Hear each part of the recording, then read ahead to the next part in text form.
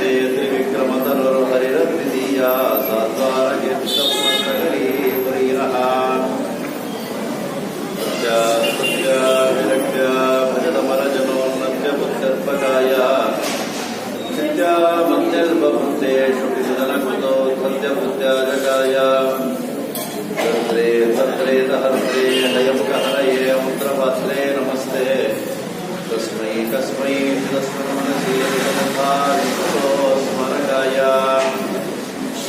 ಮೂಕಂ ಕರೋತಿ ವಾಚಾರಂ ಮೂಕಂ ನ ಜಯತೆ ಗಿರಿಂ ವಿಷ್ಣುಪಾದಮಹಂ ವಂದೇ ಪರಮಾನಂದಮಾಧವಂ ವ್ಯಾಸಾಯ ಭವನಾಶಾಯ ಶೀಶಾಯ ಗುಣರಾಶಯೇ ವಿದ್ಯಾಯ ಶುದ್ಧವಿದ್ಯಾಯ ಮುಕ್ತಾಯ ನಮೋ ನಮಃ ಚಿತ್ರೈ ಪರೈರ ಗಂಭೀರೈರ್ವಾಕ್ಯೈರ್ ಮಾನೈರ ಗಂಭೀರೈ ಸ್ವಭಾವಂ ನಿಶ್ಚಯಂತಿ ವಾದಿಶೇನೇತವಾ ವಂದೇ ನರಸಿಂಹತೀರ್ಥನಿಲಯಂ ಶ್ರೀವ್ಯಾಸರಾಟ್ಪೂಜಿತಂ ಧ್ಯಾಯಂತಂ ಮನಸಾ ನರಸಿಂಹಚರಣಂ ಶ್ರೀಪಾದರಾಜಂ ಗುರುಂ ಅರ್ಥಿಕಲ್ಪಿತಕಲ್ಪೋಯಂ ಪ್ರತ್ಯಜಿಗಜಕೇಸರಿಯೇ ವ್ಯಾಸತೀರ್ಥಗುರುಂ ಪೂಜಾರಸತಿಷ್ಠಾಪ್ರಸಿದ್ಧಯೇ ಪೂಜ್ಯಾಯ ರಾಘವೇಂದ್ರಾಯ ಸತ್ಯಧರ್ಮರದಾಯ ಜಾಗೃತಾಂ ಕಲ್ಪವೃಕ್ಷಾಯ ನಮತಾಂ ಕಾಮಧೇನವೇ ಮನ್ಮನೋ ವಿಶ್ವವರದಂ ಸರ್ವಾಭೀಷ್ಟಫಲಪ್ರದಂ ಪುರಂದರಗುರುಂ ವಂದೇ ತಾಪಶ್ರೇಷ್ಠಂ ದಯಾನಿಧಿಂ ಶ್ರೀಮಂಡಲಮಧ್ಯಸ್ಥಾಃ ಪೂರ್ಣಬೋಧಪದಾನುಗಾಃ ವಿಷ್ಣವಾಃ ವಿಷ್ಣುಪದಯಾಃ ತಾನ್ ನಮಸ್ಯೆ ಗುರುರ್ಮಮ ಆಪಾದಮೂಢಪರ್ಯಂತಂ ಗುರುಣಾಂ ಸ್ಮರೇತ್ ವಿಘ್ನಾಃ ಪ್ರಣಶ್ಯಂತಿ ಸಿದ್ಧಂತಿ ಚ ಮನೋರಥಾಃ ಸ್ವಸ್ಥಸ್ವರ್ಗೇ ಸನ್ಮಂಗಳಾನಿ ಭವಂತೋ ಸಮ್ಯಕ್ ಶ್ಲೋಕೈಕಶ್ರವಣಗಣಮಾತ್ರೇಣ ವಕ್ತೃಶ್ರೋತॄಣಾಂ ನಿಖಿಲಕಲಿಕತಕಲ್ಮಷಾಂ ಮನೋಧರ್ಮದಯೇ ಧರ್ಮಾರ್ಥಿಲಾರ್ಥಸಾಧಿನೀಭೂತೆ ಶ್ರೀಪುರಂದರೋ ಪರಿಷತ್ತೋ ಜಗದಾ ಪ್ರಾರಂಭೆ ಶ್ರೀಪೂರ್ವಕಥಾನುವಾದಃ ಹರಿ ಓಂ.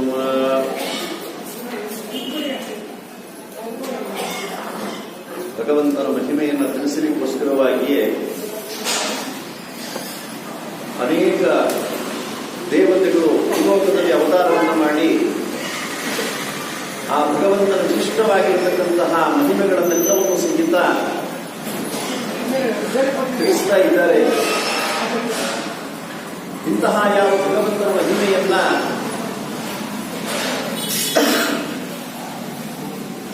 ಯಾರು ಸ್ಫುಟವಾಗಿ ತಿಳಿದಿದ್ದಾರೆ ಅಂತಂದ್ರೆ ಸಾಕನೇನ ಯಾರೂ ಸಹಿತ ತಿಳಿಲಿಕ್ಕೆ ಸಾಧ್ಯವೇ ಇಲ್ಲ. ಅದಕ್ಕೆ ಕನಕದಾಸರು ಒಂದು ಮಾತನ್ನ ಹೇಳ್ತಾ ಇದ್ದಾರೆ, ಅರಿತು ಪಾಡುವೆನೆಂದರೆ ರಂಗಯ್ಯ ನಿನ್ನ ಅರಿತವರ್ ಯಾರಯ್ಯ, ಅರಿಯಲಾಗದೆ ನಿನ್ನ ಹೊಂದುವುದು ಹ್ಯಾಂಗಯ್ಯ, ಅರಿಯದವನು ನಾನು ದಾರಿ ತೋರಿಸೋ ನೀನು. ಅಂದ್ರೆ ಆ ಭಗವಂತನ ವಿಷಯವನ್ನ ಲಕ್ಷ್ಮೀದೇವಿಯರು ಸಹಿತ ಸಾಕಲ್ಯನ ತಿಳಿಯಲಿಕ್ಕೆ ಸಾಧ್ಯ ಇಲ್ಲ ಅನ್ನುವಾಗ ಕಾಕದ ಮನುಷ್ಯಾಣ ನಮ್ಮಂತಹ ಅವರ ಸ್ಥಿತಿಯೇನು. ಆದರೆ ಆ ಭಗವಂತನ ಜ್ಞಾನವನ್ನು ಪಡೆಯುತ್ತೀರಾ, ಭಗವಂತನಲ್ಲಿ ಭಕ್ತಿಯನ್ನ ಮಾಡಿದೀರಾ, ನಮಗೆ ಮೋಕ್ಷ ಎಂಬತಕ್ಕಂಥದ್ದಿಲ್ಲ.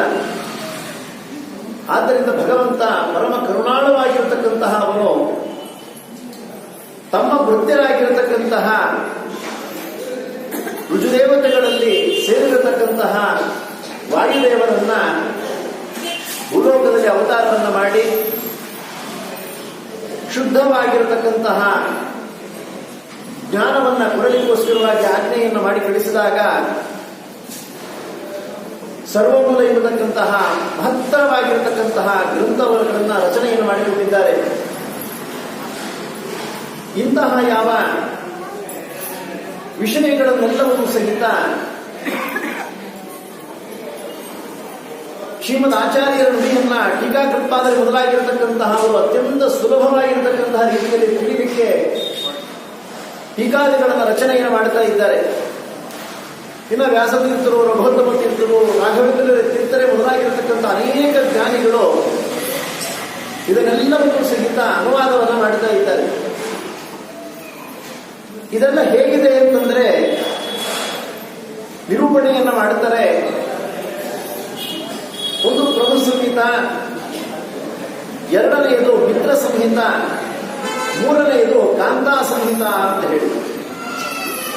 ಪ್ರಭು ಸಂಹಿತ ಅಂತ ಹೇಳಿದ್ರೆ ಆಡಳಿತ ಮಾಡುವಂತಹದ್ದು. ಹೀಗೆ ಮಾಡಿ ಅಂತ ಹೇಳಿ ಆರ್ಡರ್ ಮಾಡೋದು. ಅಂದ್ರೆ ವೇದಗಳೆಲ್ಲವೂ ಸಹಿತ ಪ್ರಭು ಸಂಗೀತ ಅಂತ ಹೇಳ್ತಾ ಇದ್ದಾರೆ. ಮಾತೃದೇವೋ ಭವ, ಪಿತೃದೇವೋ ಭವ, ಆಚಾರ್ಯ ದೇವೋ ಭವ, ಸತ್ಯಂ ವದ ಧರ್ಮಂ ಚರ, ಯಾನ್ಯಣವತ್ಯಾನಿ ಕರ್ಮಾಣಿ ತಾನಿ ಸೇವಿತವ್ಯಾಣಿ ನೋಹಿತರಾಣಿ, ನಮಲಾಂಗಂ ನವಕ್ಷಯೇತ ನಮಲದಾನಾಂಗಚ್ಚೇ. ಹೀಗೆ ಅನೇಕ ರೀತಿಯಾಗಿರ್ತಕ್ಕಂತಹ ನಿಯಮಗಳನ್ನು ತಿಳಿಸತಕ್ಕಂತಹದ್ದು ವೇದಗಳೆಲ್ಲವೂ ಸಹಿತ. ಹೀಗಾಗಿ ಅದನ್ನೆಲ್ಲ ಪ್ರಭು ಸಂಹಿತ ಅಂತ ಹೇಳಿ ಕರೀತಾ ಇದ್ದಾರೆ. ಇದನ್ನೆಲ್ಲವನ್ನು ಸಹಿತ ಸುಲಭವಾಗಿ ತಿಳಿಸತಕ್ಕಂತಹದ್ದು ಯಾವುದು ಅಂತ ಹೇಳಿದ್ರೆ ಮಿತ್ರ ಸಂಹಿತ ಅಂತ ಹೇಳ್ತಿದ್ದಾರೆ.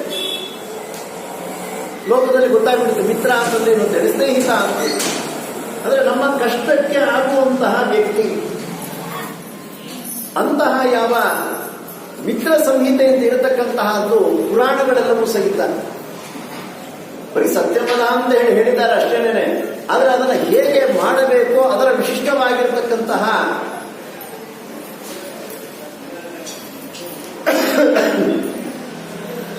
ವಿಷಯವನ್ನ ಲೋಕದಲ್ಲಿ ಪ್ರತಿಪಾದನೆ ಮಾಡತಕ್ಕಂತಹದ್ದೆಲ್ಲವೂ ಸಹಿತ ಪುರಾಣಗಳು.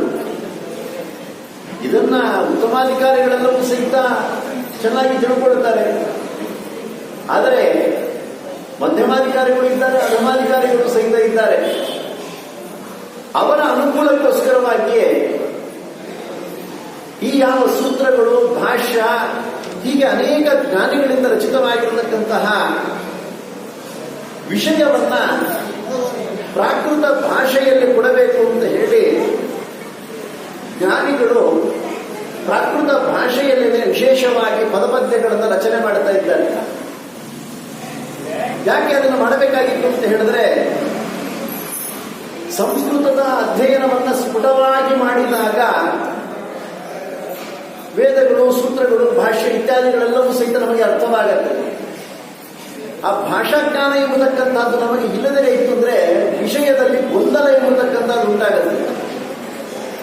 ಲೋಕದ ಒಂದು ದೃಷ್ಟಾಂತವನ್ನ ಕೊಟ್ಟರೆ ಗೊತ್ತಾಗತ್ತೆ.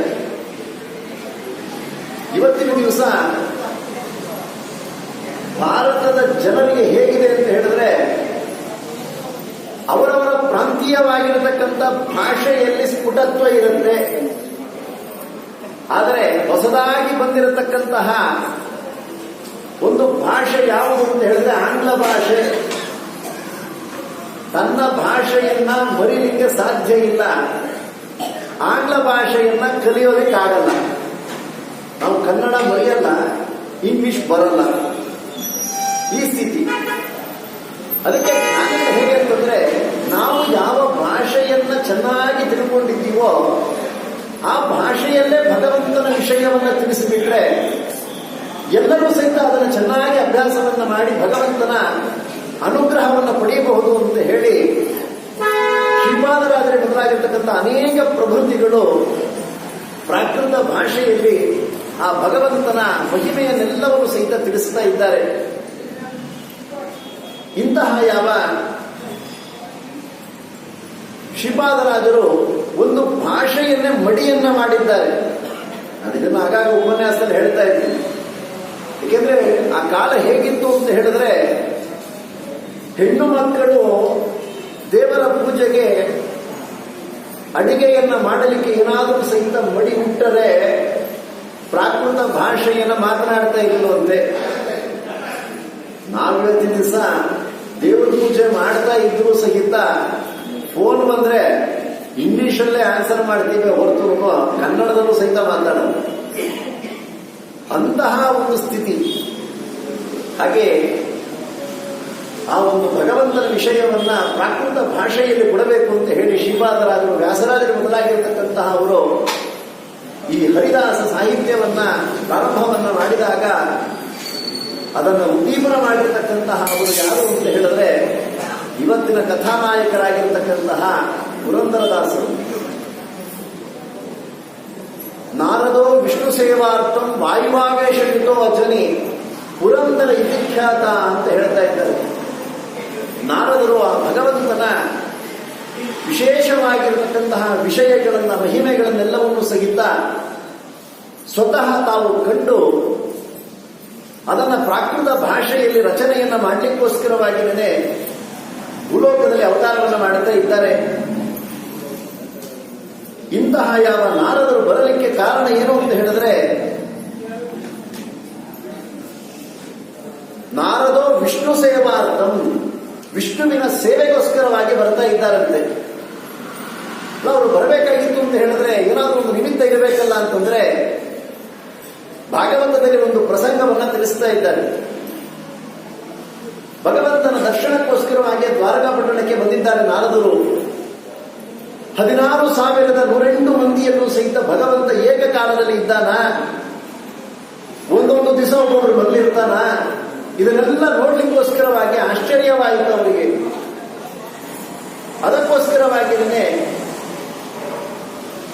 ಅವರೇನು ಮಾಡ್ತಾರೆ, ಆ ಭಗವಂತನ ಒಂದು ವಿಶಿಷ್ಟವಾಗಿರತಕ್ಕಂತಹ ರೂಪವನ್ನು ನೋಡ್ಲಿಕ್ಕೋಸ್ಕರವಾಗಿಯೇ ಪ್ರತಿಯೊಬ್ಬರ ಮನೆಗೂ ಸಹಿತ ಹೋದಾಗ ವಿಶಿಷ್ಟವಾಗಿರತಕ್ಕಂತಹ ರೀತಿಯಲ್ಲಿ ಭಗವಂತ ಸೇವೆಯನ್ನು ಮಾಡ್ತಾ ಇದ್ದಾನೆ. ಎಲ್ಲರ ಮನೆಯಲ್ಲೂ ಸಹಿತ ಹೋಗಿದ್ದಾರೆ. ಹೋದ ನಂತರದೊಳಗಡೆಗೆ ಕೊನೆಯ ಮನೆಯಾಗಿರ್ತಕ್ಕಂಥ ರುಕ್ಮಿಣೀ ದೇವಿಯರ ಮನೆಗೆ ಬಂದಿದ್ದಾರೆ. ಬಂದ ಸಂದರ್ಭದೊಳಗಡೆಗೆ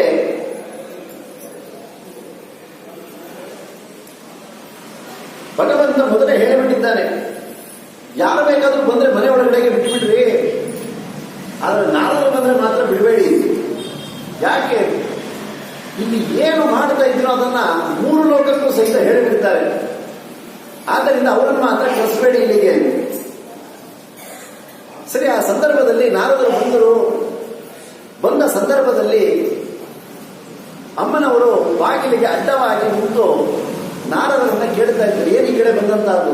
ಏನಾದ್ರು ಸುಮ್ಮನೆ ಹೀಗೆ ಬಂದೆ, ಸುಮ್ಮನೆ ಹೇಗೆ ಬರೋದ್ರೆ ಯಾರು ಸಹಿತ ಮಠಕ್ಕೆ ಯಾಕೆ ಬಂದ್ರಿ ಅಂತಂದ್ರೆ ಪುರಂದರದಾಸರ ಆರಾಧನೆ, ಅದಕ್ಕೋಸ್ಕರ ಬಂದ್ವಿ ಅದು.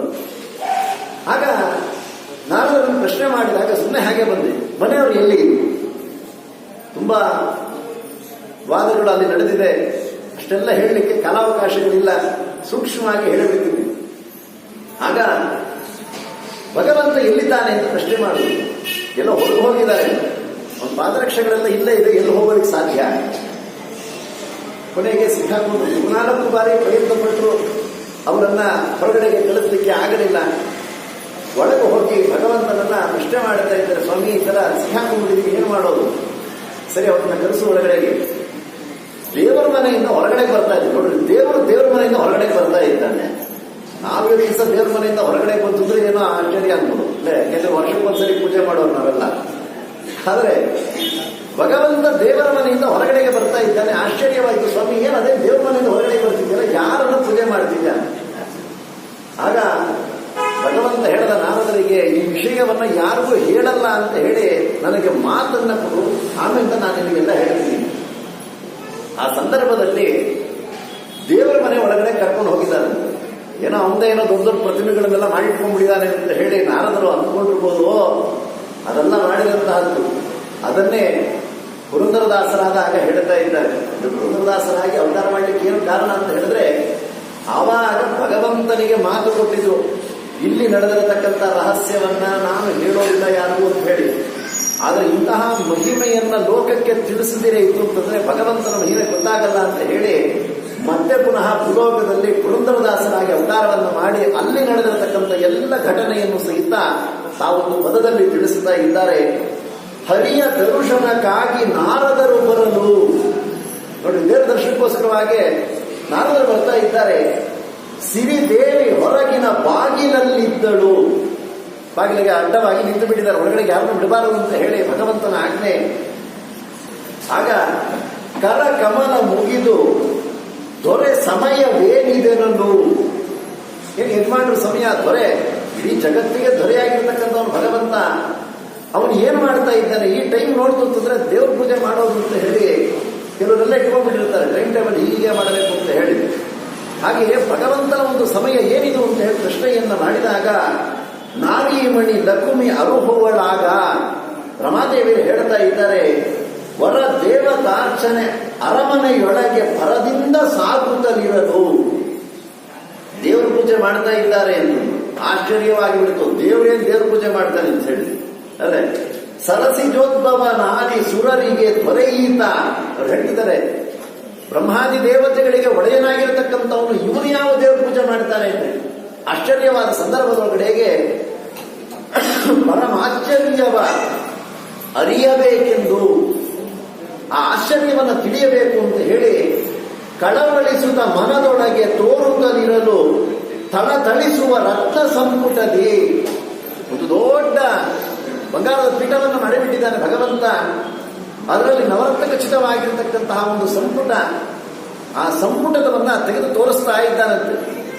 ಏನೋ 1, 2, 3, 4 ಏನೋ ಎಷ್ಟೊಂದು ಸಂಪುಟಗಳಿದೆ, ಎಷ್ಟೊಂದು ಅಲ್ಲೇ ಒಂದು 10-15 ಇಟ್ಟಿದ್ದಾನೆ. ಸಪ್ತಾವರಣಗಳಿದ್ದಂತೆ ಅಥವಾ ನವಾವರಣ ಇದ್ದಂತೆ ಎಲ್ಲ ಇಟ್ಟಿದ್ದಾರೆ. ಕೊನೆಯಲ್ಲಿ ಒಂದು ಸ್ವಲ್ಪ ಧೂಳಿದ್ದಂತೆ ಅದರೊಳಗಡೆಗೆ ಕಲುಷ ದೂರನ್ನ ಅವಾಗ ಕೇಳ್ತಾ ಇದ್ದಾರೆ. ಇರ್ತಕ್ಕಂತಹ ಒಂದು ದೇವರು ಯಾವುದು ಅಂತ ಕೇಳ್ತಿದ್ದಾರೆ. ಇದು ಯಾವುದು ಬೇರೆ ಅಲ್ಲ, ಕಲುಷ ದೂರನನ್ನು ಪ್ರಹ್ಲಾದವರ ಧ್ರುವನು ಬಲಿ ಅಂಬರೀಷ ಪ್ರಮುಖರು ಪೂಜೆಗೈವೆ.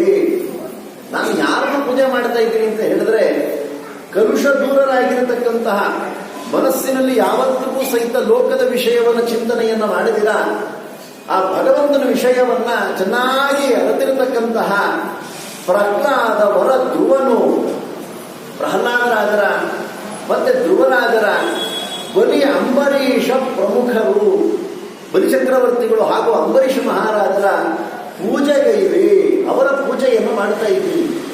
ಹಾಗೆ ನಾವು ಪ್ರತಿಮೆ ಎಲ್ಲಿದೆ ಅಂತ ಹೇಳಿ ಕೇಳಿದ್ರು. ಅದಕ್ಕೋಸ್ಕರ ಹೇಳ್ತಾ ಇದ್ದಾರೆ, ಹರಿದಾಸರ ಚರಣ ರಜಗಳ ತುಂಬಿಟ್ಟು ತೆಗೆದು ತೋರಿದ ಮುನಿಗೆ ಪರಮಾತ್ಮನು, ಅವರ ಪಾದ ಧೂಳಿ ಏನಿದೆಯೋ ಅದನ್ನು ನಾನು ಇವತ್ತು ದಿವಸ ಇಟ್ಟುಕೊಂಡು ಪೂಜೆಯನ್ನು ಮಾಡ್ತಾ ಇದ್ದೀನಿ ಅಂತ ಹೇಳ್ತಾ ಇದ್ದಾರೆ. ಯಾಕೆಂದ್ರೆ ಆ ಎಲ್ಲ ದೇವತೆಗಳು ಸಹಿತ ಪ್ರಹ್ಲಾದರಾಜರ ಮೊದಲಾಗಿರ್ತಕ್ಕಂಥ ಅನೇಕ ದೇವತೆಗಳು ನನ್ನ ಪಾದ ಧೂಳಿಯನ್ನ ತಮ್ಮ ಶಿರಸ್ಸಿನಲ್ಲಿ ಧಾರಣೆಯನ್ನ ಮಾಡ್ತಾ ಇದ್ದಾರೆ. ಆದ್ದರಿಂದ ಇಂತಹ ಯಾವ ಭಗವದ್ಭಕ್ತರ ಪಾದ ಧೂಳಿಯನ್ನ ನಾನು ಇವತ್ತಿನ ದಿವಸ ಇಟ್ಟುಕೊಂಡು ಪೂಜೆಯನ್ನು ಮಾಡ್ತಾ ಇದ್ದೀನಿ ಅಂತ ಹೇಳ್ತಾ ಇದ್ದಾರೆ. ಅದನ್ನೇ ಭಾಗವತದಲ್ಲಿ ಹೇಳ್ತಾ ಇದ್ದಾರೆ, ರಹೋಗಣೋ ತಪಸಾನಯಾತೆ ನವಿದ್ಯಯ ನಿರ್ವಸನಾದ್ಭಾತ್ವ ನ ಛಂದಸಾ ನೋದ ಜಲಾಗ್ನಿ ಸೂರ್ಯ ವಿನಾ ಮಹತ್ಪಾದ ರಜೋಭಿಷೇಕ. ದೊಡ್ಡವರ ಪಾದ ಧೂಳಿ ಎಂಬತಕ್ಕಂತಹದ್ದು ಶಿರಸ್ಸಿನ ಮೇಲೆ ಇಲ್ಲದಿರೇ ಇತ್ತು ಅಂತ ಹೇಳಿದ್ರೆ, ತಾನು ಮಾಡಿರತಕ್ಕಂತಹ ಸ್ನಾನ, ಸಂಧ್ಯಾ ವಂದನೆ, ದೇವರ ಪೂಜೆ ಮೊದಲಾಗಿರತಕ್ಕಂತಹ ಎಲ್ಲ ಕರ್ಮಗಳು ಸಹಿತ ವ್ಯರ್ಥ ಅಂತ ಹೇಳ್ತಾ ಇದ್ದಾರೆ. ಆದ್ದರಿಂದ ಆ ದೊಡ್ಡವರ ಪಾದ ಧೂಳಿಯನ್ನ ಮೊದಲು ಧಾರಣೆಯನ್ನ ಮಾಡಿ ಆನಂತರದಲ್ಲಿ ತನ್ನ ನಿತ್ಯ ಕರ್ಮಗಳನ್ನು ಪ್ರಾರಂಭ ಮಾಡಬೇಕು ಅಂತ ಹೇಳ್ತಾ ಇದ್ದಾರೆ. ಇದನ್ನ ಭಗವಂತನೇ ಮಾಡಿ ತೋರಿಸ್ತಾ ಇದ್ದಾನೆ. ಅದಕ್ಕೆ ನೋಡ್ರಿ, ವಿಜಯದಾಸರು ಸಹಿತ ಒಂದು ಪದದಲ್ಲಿ ಹೇಳ್ತಾ ಇದ್ದಾರೆ, ಭಕುತ ಜನ ಮುಂದೆ ನೀನವರ ಹಿಂದೆ ವಿದಿತವ ಕೈಗೊಳ್ಳ ಗಯಾಗದಾದರನೆ.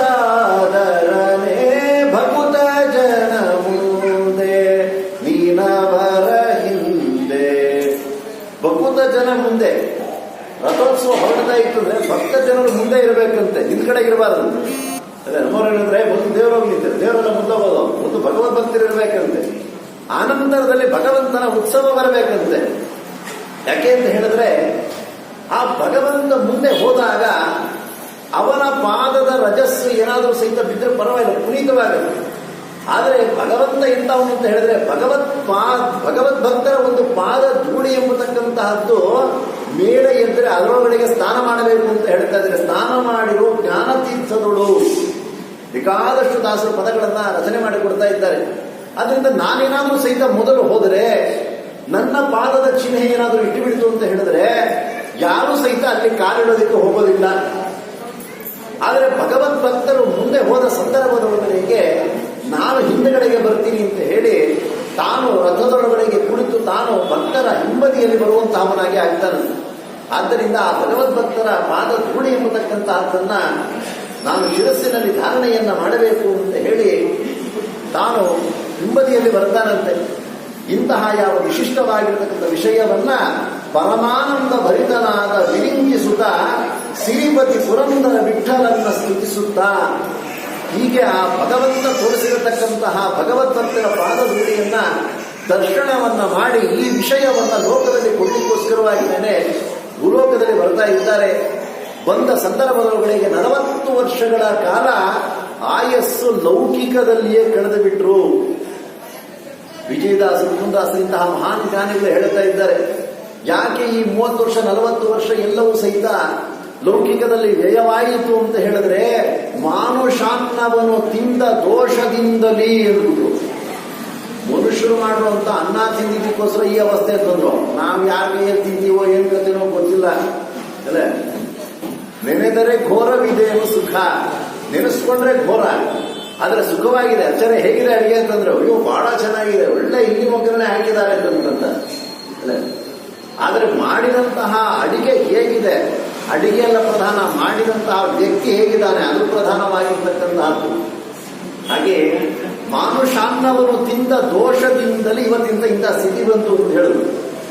ಕೊನೆಗೆ ಆ ಭಗವಂತನೇ ಧರೆಗೆ ಇಳಿದು ಆ ನವಕೋಟಿ ನಾರಾಯಣರಿಗೆ ಜ್ಞಾನ ಮಾರ್ಗವನ್ನು ತಿಳಿಸುತ್ತಾ ಇದ್ದಾರೆ.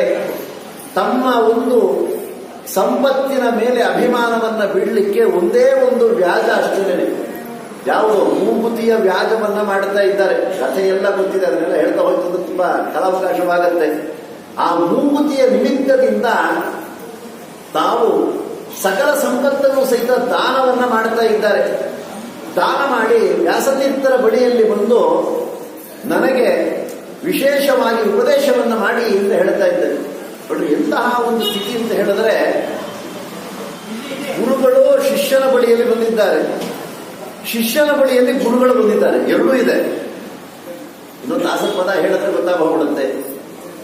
ಕಂದನ ಕೊಂದು ತಂದೆಯ ಸಲಹಿದೆ, ತಂದೆಯ ಕೊಂದು ಕಂದನ ಸಲಹಿದೆ.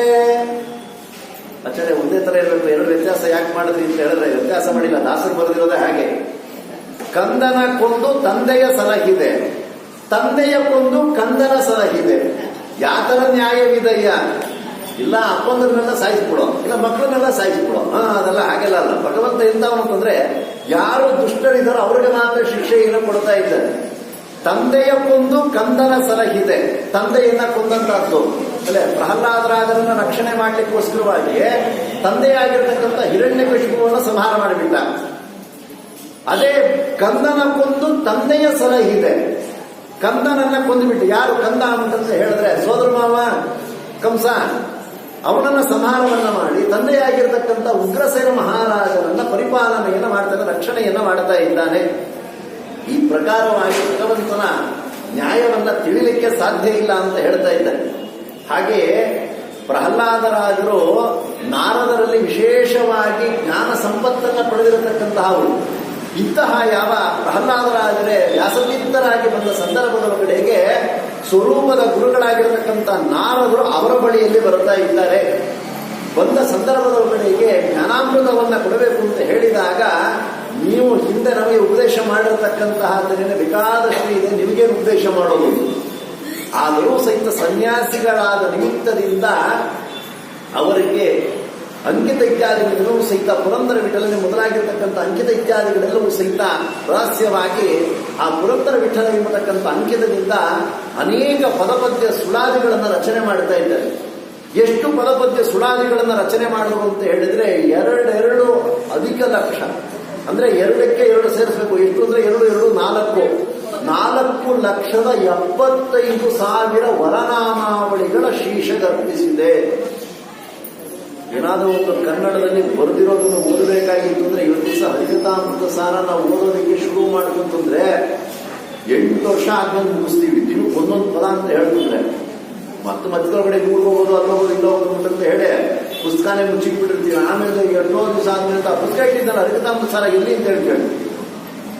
5 ವರ್ಷ 6 ವರ್ಷ ಆದ್ರೂ ಸಹಿತ ಹರಿಕಥಾಮೃತ ಸಾರ ಪೂರ್ತಿ ನಾವು ಓದೋದಕ್ಕೆ ಆಗೋದಿಲ್ಲ.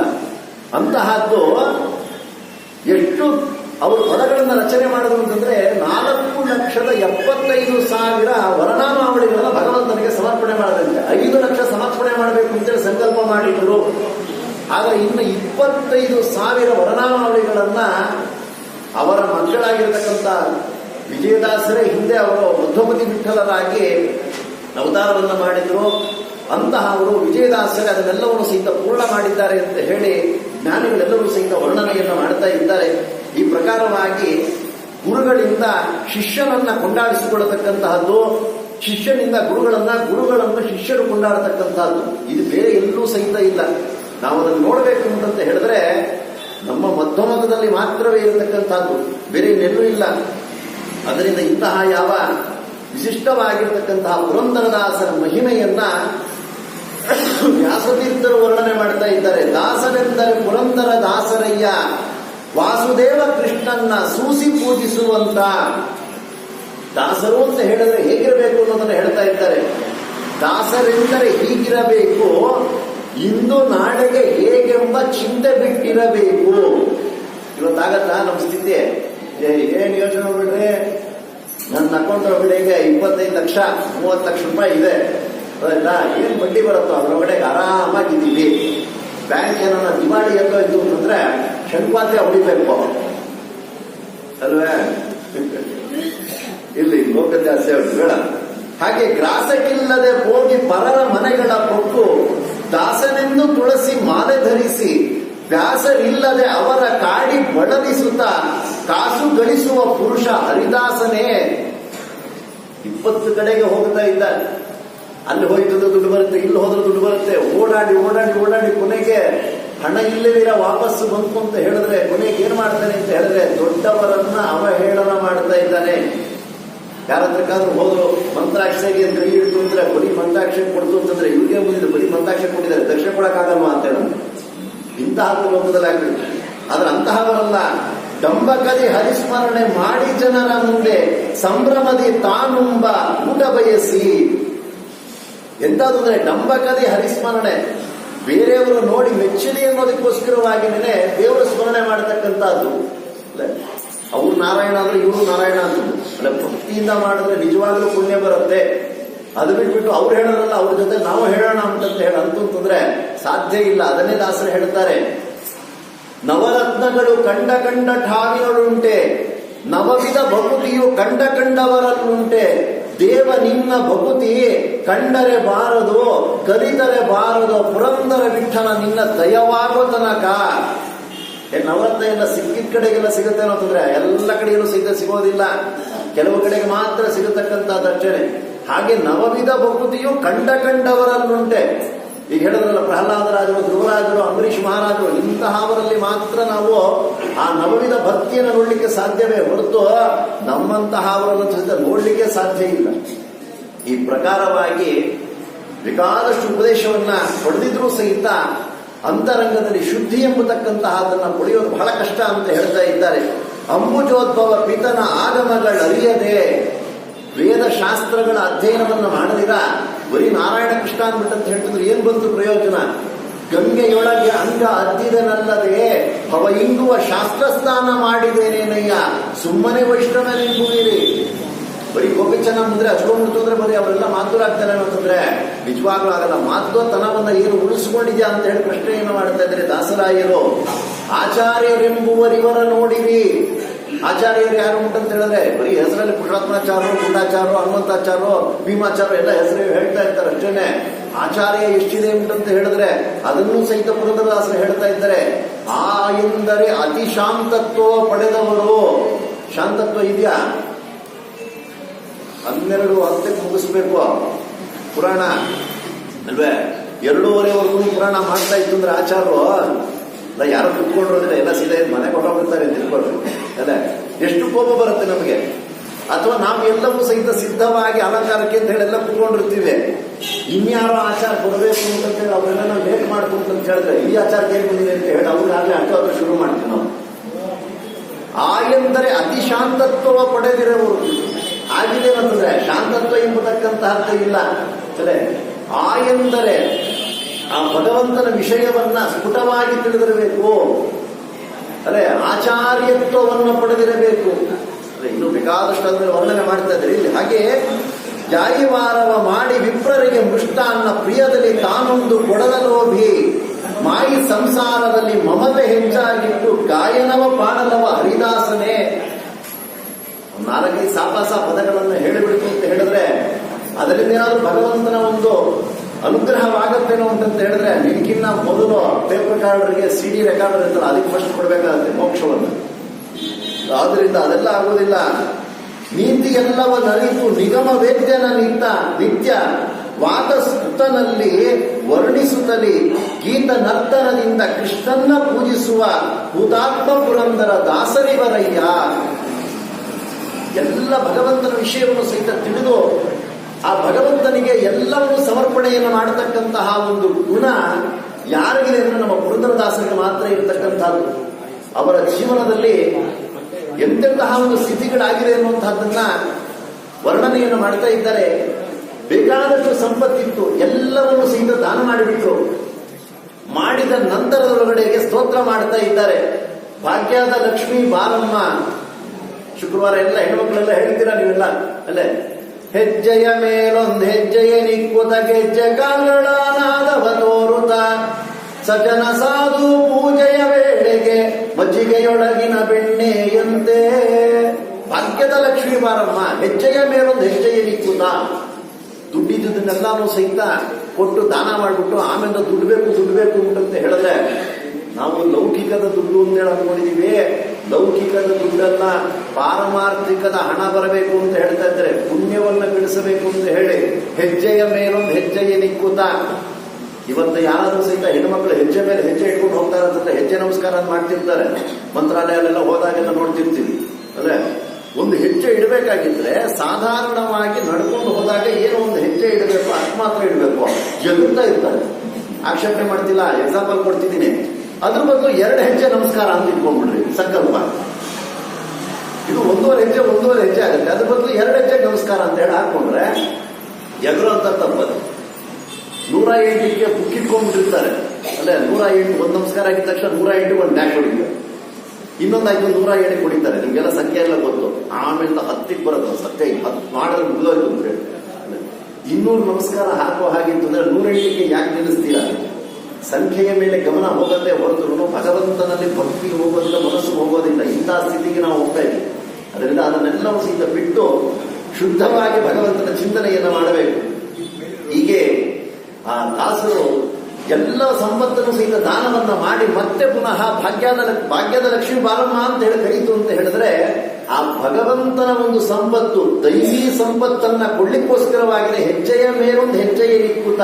ಯಾಕೆಂದ್ರೆ ನಾನು ಭಗವಂತನ ಸ್ಮರಣೆಯನ್ನ ಮಾಡಿದಾಗ ಭಗವಂತ ನಮ್ಮ ಮನೆಗೆ ಬರ್ತಾ ಇದ್ದಾನೆ. ಅದಕ್ಕೋಸ್ಕರ ಮನೆಯನ್ನು ಶುದ್ಧವಾಗಿ ಇಟ್ಕೊಳ್ಬೇಕು. ಎಲ್ಲಂದ್ರಲ್ಲಿ ಎಲ್ಲ ಪದಾರ್ಥನ ಬಿಸಾಕ್ಬಿಡ್ಬಾರ್ದು. ಅವ್ನು ನೋಡ್ತಾನೆ ಮನೆ ಕ್ಲೀನ್ ಆಗಿಲ್ಲ, ನಾ ಹೇಗೆ ಒಳಗಡೆ ಬರೋದು ಅಂತ ಹೇಳಿ. ಕೆಲವು ಮಕ್ಕಳು ಕೆಲವರು ಮನೆಗೆ ಬರ್ಬೇಕಾಗಿದ್ದು ನೋಡ್ತಾರೆ, ಕ್ಲೀನ್ ಆಗಿದ್ರೆ ಮಾತ್ರ ಬರ್ತಾರೆ, ಇಲ್ಲಾಂದ್ರೆ ಬರೋದೇ ಇಲ್ಲ ಅವರು. ಯಾಕೆಂದ್ರೆ ಅವನ್ನ ಅಷ್ಟೊಂದೆಲ್ಲ ಗಲೀಜಿದೆ, ಅದಕ್ಕೆ ನಾವು ಮನೆಗೆ ಬರೋದಿಲ್ಲ ಅಂತ ಹೇಳಿ. ಹಾಗೆ ಭಗವಂತ ಬರಬೇಕಾಗಿತ್ತು ಅಂತ ಹೇಳಿದ್ರೆ ಶುದ್ಧವಾಗಿರಬೇಕು ನಮ್ಮ ಮನಸ್ಸು. ಹಾಗೆ ಭಗವಂತನ ಕರೆದಾಗ ನಮ್ಮ ಒಳಗಡೆಗೆ ಬಂದಾಗ ಆ ಭಗವಂತ ಏನು ಹೆಜ್ಜೆಯನ್ನು ಇಟ್ಟುಕೊಂಡು ಬಂದಿದ್ದಾರಲ್ಲ ಆ ಹೆಜ್ಜೆಯ ಮೇಲೆ ನೀವು ಸಹಿತ ಹೆಜ್ಜೆಯನ್ನು ಇಟ್ಟುಕೊಂಡು ನನ್ನ ಮನಸ್ಸಿಗೆ ಬಂದು ಭಗವಂತನ ಜ್ಞಾನಾಮೃತ ಎಂಬತಕ್ಕಂಥ ಸಂಪತ್ತನ್ನು ಕೊಡಿ ಅಂತ ಹೇಳಿ ಪ್ರಾರ್ಥನೆಯನ್ನ ಮಾಡುತ್ತಾ ಇದ್ದಾರೆ. ಹೀಗೆ ಅನೇಕ ಪದಪದ್ಯ ಸುಳಾದಿಗಳನ್ನ ಎಲ್ಲವನ್ನು ಸಹಿತ ಅವರು ತಿಳಿಸುವಂತಹವರಾಗ್ತಾ ಇದ್ದಾರೆ. ಕಾಲಾವಕಾಶ ಇಲ್ಲ, ಆದರೂ ಸಹಿತ ಇರುವಂತಹ ಕಾಲಾವಕಾಶದಲ್ಲೇ ಅವರಿಂದ ರಚಿತವಾಗಿರತಕ್ಕಂತಹ ಒಂದು ಪದವನ್ನ ಚಿಂತನೆಯನ್ನು ನಡೆಸತಕ್ಕಂತಹವರಾಗಿ ಆಗೋಣ ಅಂತ ಹೇಳ್ತಾ, ಅದು ಒಂದು ವಿಷಯವನ್ನ ಹೇಳಿದರೆ ಅದು ಎಲ್ಲರಿಗೂ ಸಹಿತ ಅರ್ಥವಾಗಿರಬೇಕು. ಆ ರೀತಿಯಾದಂತಹ ಒಂದು ಪದಗಳನ್ನು ನಾವು ಚಿಂತನೆಯನ್ನ ಮಾಡಬೇಕು. ಬರೀ ಯಾವುದೋ ಒಂದು ಪದವನ್ನು ಹೇಳಿಬಿಟ್ರೆ ಇದು ಪುರುಷರಿಗೆ ಮಾತ್ರ ಸೀಮಿತ, ಅಥವಾ ಇನ್ನು ಕೆಲವೊಂದೇನಾದ್ರೂ ಹೇಳ್ಬಿಡ್ತಂದ್ರೆ ಇದು ಸ್ತ್ರೀಯರಿಗೆ ಮಾತ್ರ ಸೀಮಿತ. ಆ ರೀತಿಯಲ್ಲಿ ಸೀಮಿತವಾಗಿರತಕ್ಕಂಥದ್ದಾಗಬಾರ್ದು. ಅದು ಪುರುಷರಿಗೆ ಸ್ತ್ರೀಯರಿಗೆ ಇಬ್ಬರಿಗೂ ಸಹಿತ ಅದು ಸಂಬಂಧವನ್ನು ಹೊಂದಿರತಕ್ಕಂತಹ ರೀತಿಯಲ್ಲಿ ಪದಗಳನ್ನ ರಚನೆಯನ್ನು ಮಾಡಿಕೊಟ್ಟಿದ್ದಾರೆ. ಆದರೆ ಆಪಾತತಃ ನೋಡಿದ್ರೆ ಅದು ಹೆಣ್ಣು ಮಕ್ಕಳಿಗೆ ಹೇಳಿದಂತೆ ಇದೆ. ಆದರೆ ಅದು ಗಂಡು ಮಕ್ಕಳಿಗೂ ಸಹಿತ ಅನ್ವಯವನ್ನು ಮಾಡಿಕೊಳ್ಳುವಂತಹವರಾಗಬೇಕು. ಆ ಒಂದು ಪದದ ಚಿಂತನೆಯನ್ನ ನಡೆಸ್ತಕ್ಕಂತಹವರಾಗಿ ಆಗೋಣ. ದಾಸರು ಹೇಳ್ತಾ ಇದ್ದಾರೆ, ಬುದ್ಧಿ ಮಾತು ಹೇಳಿದರೆ ಕೇಳಬೇಕಮ್ಮ ಮಗಳೇ, ಮನ ಶುದ್ಧಳಾಗಿ ಗಂಡನೊಡನೆ ಬಾಳಬೇಕಮ್ಮ ಅಂದ್ರೆ ಆಗಿದ್ದಾರೆ ದಾಸರು. ಅದಕ್ಕೆ ಹೆಣ್ಮಕ್ಳಿಗೆ ಆರ್ಡರ್ ಮಾಡಿದ್ರು, ಹೆಣ್ಮಕ್ಳಿಗೆ ಆರ್ಡರ್ ಮಾಡಿಲ್ಲ. ಅರ್ಥ ಆಯ್ತಾ? ಸನ್ಮಾರ್ಗದಲ್ಲಿ ನಡೆಯತಕ್ಕಂತಹ ದಾರಿಯನ್ನ ತೋರಿಸಿದ್ದಾರೆ. ನೋಡಿ ನೀವು ಈ ಕಡೆ ಹೋಗಿ ರಸ್ತೆ ಚೆನ್ನಾಗಿದೆ ಅಂತ ಹೇಳಿದ್ರು ಅಂತ ಹೇಳಿದ್ರೆ ಅದು ಸನ್ಮಾರ್ಗದಲ್ಲಿ ಹೋದಂತೆ ತೋರಿಸಿದಂತೆ. ಅದು ಬಿಟ್ಬಿಟ್ಟು ಕ್ರಾಸ್ ರೋಡಲ್ಲಿ ಹೋಗಿ ಹೆಂಗೆ ಬೇಕಾದ್ರೂ ಹೋಗಿ ಪರವಾಗಿಲ್ಲ ಅಂತ ಹೇಳ್ತಿದ್ರೆ, ಕೆಲವು ಊರುಗಳಿಗೆಲ್ಲ ಹೊರಟು ಅಂತ ಹೇಳಿದ್ರೆ ಅವರ ಅಡ್ರೆಸ್ ಹೇಳೋದ್ರ ಬದಲು ನಾವು ಈ ಊರಿಗೆ ಬಂದಿರೋ ತಪ್ಪು ಅಂತ ಹೇಳಿ ಅನಿಸ್ಬಿಡ್ತಾರೆ. ಯಾವ ಊರು ಅಂತ ಹೇಳಲ್ಲ ಗೊತ್ತಿರುತ್ತೆ. ಅವ್ರು ಫಸ್ಟ್ ಯಾವ ಊರಿಗೆ ಬಂದಿದ್ದಾರೆ ಅಂತ ಹೇಳಿ ವೆಹಿಕಲ್ ನಂಬರ್ ನೋಡ್ತಾರೆ. ಅಲ್ಲೇ ಅದು ಕರ್ನಾಟಕ ರಿಜಿಸ್ಟ್ರೇಷನ್ ಆಗಿತ್ತು ಅಂತ ಹೇಳಿದ್ರೆ ಈ ಹಿಂಗ ಒಂದದೇ ತಪ್ಪು ಅಂದ್ಬಿಡ್ತಾರೆ. ಒಂದ್ಸಲಿ ನಡೀತು, ಚೆನ್ನೈ ಹೋಗಿದ್ದು, ಮಹಾಭಾರತದ ಒಂದು ಯಾವ್ದೋ ಕಾನ್ಫರೆನ್ಸ್ ಇತ್ತು ಅಂತ ಹೇಳಿ ಬೆಳಗ್ಗೆ 6:30 7 ಗಂಟೆಗೆ ಪ್ರಸಾದ ಮುಗಿಸಿ ಹೋಗಿದ್ದಕ್ಕೆ ಅಲ್ಲಿ ಸೇರೋ ಬೆಳಗ್ಗೆ 10 ಗಂಟೆ ಎಲ್ಲ ಊರೆಲ್ಲ ಹೋಗಿದ್ದ ಏನೋ ಆಯ್ತು ಗೊತ್ತಾಯ್ತು. ಹೋಗೋಷ್ಟೊಳಗೆ ನೋಡ್ತಾ ಇದ್ದೆ ಅದೇ ಅಲ್ಲೆಲ್ಲ ಒಂದು 30 ಕಿಲೋಮೀಟರ್ ಸುತ್ತಾಡಿದ್ವಿ, ಸರಿಯಾಗಿ ಅಡ್ರೆಸ್ ಹೇಳೋರಿಲ್ಲ. ಆಮೇಲೆ ಈಗ ಒಂದದೇ ತಪ್ಪು ಅಂತ ಅವ್ರು ಕರೆಕ್ಟಾಗಿ ಹೇಳದೆ ನೀವು ಅಲ್ಲ ಈ ಊರಿಗೆ ಬಂದಿದ್ದೇ ತಪ್ಪು ಅಂತ ಹೇಳಿ ಇಲ್ಲಿ. ಹಾಗೆ ಇಲ್ಲಿ ಬುದ್ಧಿ ಮಾತು ಹೇಳಿದರೆ ಕೇಳಬೇಕಮ್ಮ, ಮನ ಶುದ್ಧರಾಗಿ ಗಂಡನೊಡನೆ ಬಾಳಬೇಕಮ್ಮ. ಇದು ಆಪಾತತಃ ನೋಡಿದಾಗ ಹೆಣ್ಣು ಮಕ್ಕಳಿಗೆ ಉಪದೇಶ ಮಾಡಿದಂತೆ ಇದೆ. ಮೊದಲು ನಾನು ಹೆಣ್ಣು ಮಕ್ಕಳಿಗೆ ಹೇಗೆ ಅನ್ವಯವಾಗತ್ತೆ ಅದನ್ನು ಹೇಳಿ ಇದನ್ನ ಸಾರ್ವತ್ರಿಕವಾಗಿ ಹೇಗೆ ನಾವು ಚಿಂತನೆ ಮಾಡಬೇಕು ಅನ್ನೋದನ್ನ ತಿಳಿಯುವಂತಾಗೋಣ. ಅತ್ತೆ ಮಾವ ಗಂಜಿಕೊಂಡು ನಡೆಯಬೇಕಮ್ಮ ಮಗಳೇ, ಚಿತ್ತದಲ್ಲವನ ಅಕ್ಕರೆಯನ್ನು ಪಡೆಯಬೇಕಮ್ಮ. ಅತ್ತೆ ಮಾವ ಗಂಜಿಕೊಂಡು ಹೋಗಬೇಕಮ್ಮ.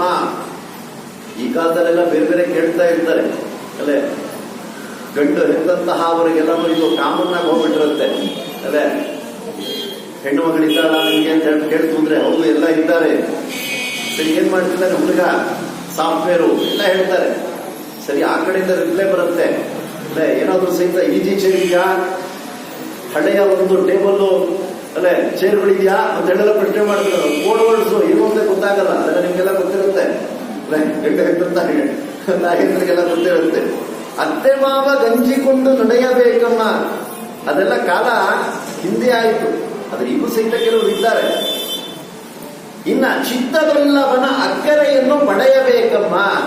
ಚಿತ್ತದಲ್ಲವ ಅಂತ ಹೇಳಿದ್ರೆ ಆ ಮನಸ್ಸಿನಲ್ಲಿ ಇರತಕ್ಕಂತಹ ಪತಿಯ ಅನುಗ್ರಹವನ್ನ ಪಡೆಯತಕ್ಕಂತಹವರಾಗಿ ಆಗಬೇಕಂತೆ.